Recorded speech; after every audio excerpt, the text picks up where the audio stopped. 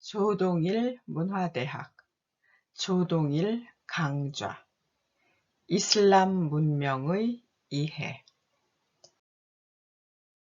조동일 강좌, 이슬람 문명의 이해.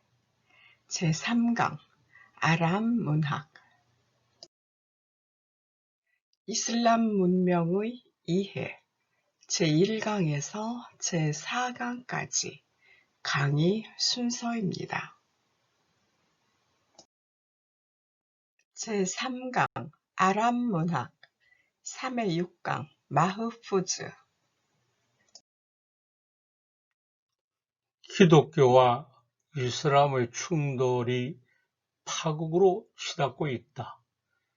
우리 동아시아가 중재자로 나서는 사명감을 자각하고 능력을 갖추기를 바라고 우선 이해의 균형이 소중하다고 여긴다. 오해와 편견의 장막을 걷고 이슬람 문명 안으로 들어가 이리저리 돌아다니면서 문학이 특히 훌륭한 것을 발견하고 놀란다. 이집트 작가 마흐푸즈가 노벨 문학상을 받은 것은 마흐푸즈의 영광이 아니고 노벨 문학상의 영광이라고 나는 말했다. 노벨 문학상은 유럽 작가나 유럽 취향의 작가를 선호하는 편향성이 있는데 외국 여행도 한번 하지 않고 자기 나라에만 머무르고 자기 말로 자기가 하고 싶은 이야기만 한 이집트 작가를 알아본 것은 대단한 행운이다.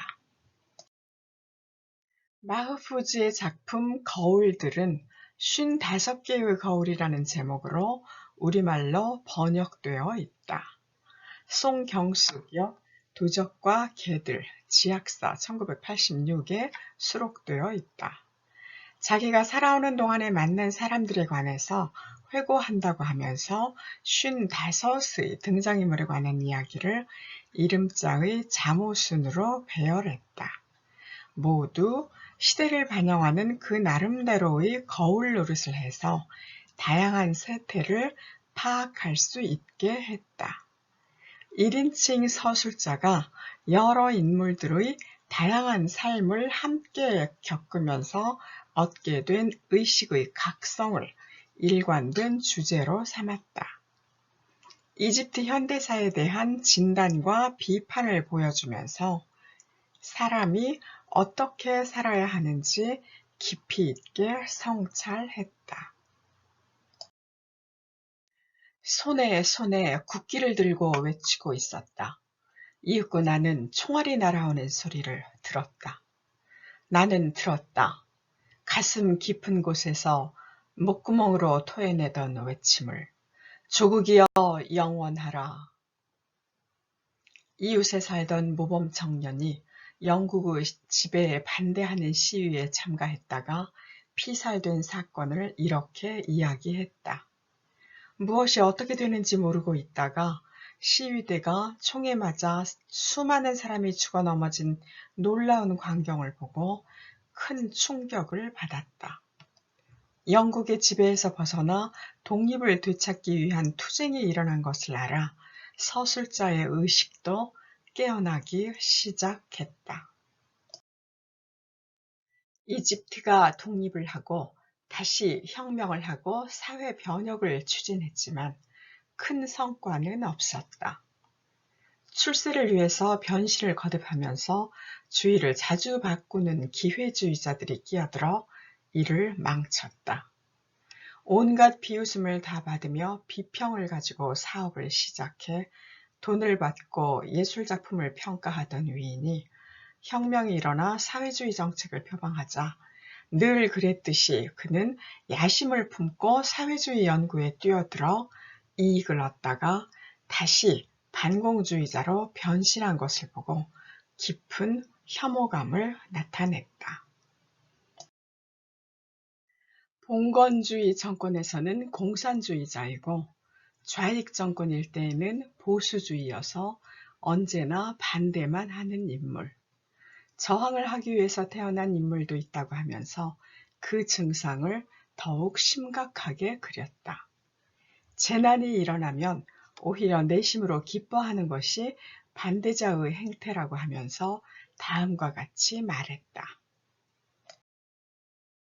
그는 1967년 6월 5일 전국을 휩쓴 패전의 재난을 가슴 깊은 곳에서 기뻐하고 있는 사람들 가운데 하나였다.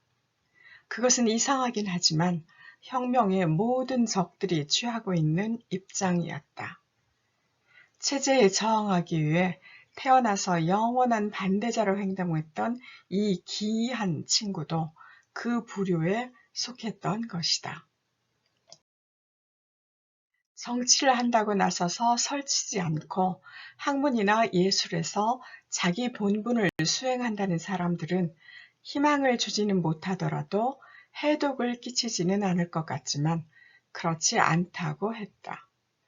대학 시절에 한 교수가 총명하다고 이름이 난 사람이었는데 유럽에 유학을 해 박사학위를 취득하는 동안에 무기력하고 비굴하게 된 모습을 그려 깊은 상처를 진단했다. 과학만 절대적인 가치를 가졌다고 주장하는 학자가 과학을 위해 미국으로 이민 가는 것을 방해하는 썩은 현실을 나무라는 거동을 보여주어 무엇이 문제인가 드러냈다. 미국에서 영화 공부를 하고 돌아와 인생 최대의 희망을 달성했다고 하는 동창생이 집에 들어서다가 바나나 껍질에 미끄러져 죽었다는 사건을 통해 헛된 환상을 깼다. 그러면 대안이 무엇인가? 어떻게 해야 이집트는 되살아나는가? 작자는 이런 물음에 대답해야 했다. 작품 서술자의 의식이 각성되는 것을 통해 이집트가 소생하는 길을 제시해 그 성과를 제3세계 전역에 확대시킬 수 있게 하는 방향으로 전개하면서 이런 물음에 대답해야 했다. 가난에 찌든 하급 공무원 생활을 하면서 아랍어 고전을 열심히 공부하고 기존 학계에서는 알아주지 않는 뛰어난 저서를 내는 인물을 등장시켜 그런 본보기를 보여주었다. 당신들은 너무나도 서구문학에 압도당해 있어. 마치 그게 전부인 양 말이야. 제 나라 아랍 문학은 전혀 모르면서도. 어디 좀 봅시다. 서구시 가운데서 당신이 좋아하는 건 무엇이건 간에 한번 대보시오. 내가 그에 맞설 만한 아랍시를 얘기해 볼 테니까. 나는 떠오르는 대로 허구의 시와 산문을 그에게 주어댔다. 그러면 그는 그에 상응하는 아랍 문학을 놀라울 정도로 제시해냈다.